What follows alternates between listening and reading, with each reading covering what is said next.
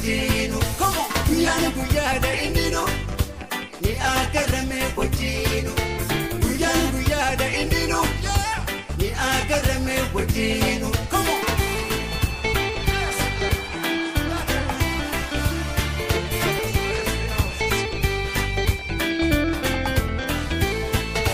Galanni keeti yaa Rabbi ta'eetan dubbii koo jalqaba otollee uleen jabee hin jabne kan abbaa gada lubbuun nu jiraachisee nu garsiifte ijaan guyyaa har'a dhibboo keenyaaf harkanne deebisaa Oromiyaa irratti biyya Waaqa jaalala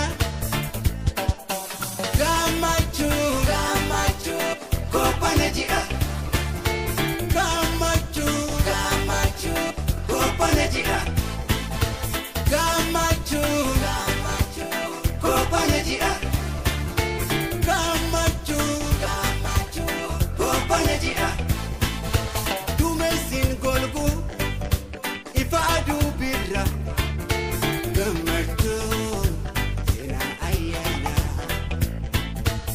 gammachuu dachaaluu tahii kabajaatti fayyaan wajjini. Bagageessi alii birra as bahee.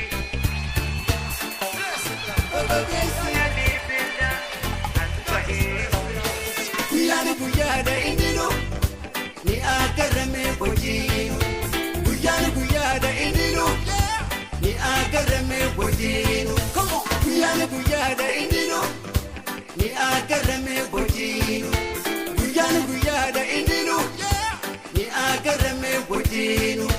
Seenaan isaanii yaadata afaan qaba hojiin isaas ni dubbata. Lafaan Oromoo maaltuudhaan keessa babal'achaa jiranuuf addunyaa keessa.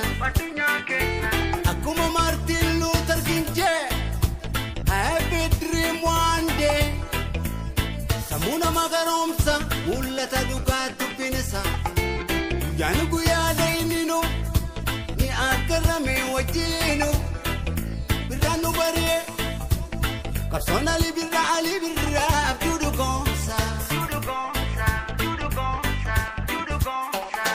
Galma aadaa keenya eegaa seenaa keenya kallacha tokkummaa hundee bineensummaa afaan Oromoo hundee Oromummaa afaan Oromoo hundee Oromummaa afaan Oromoo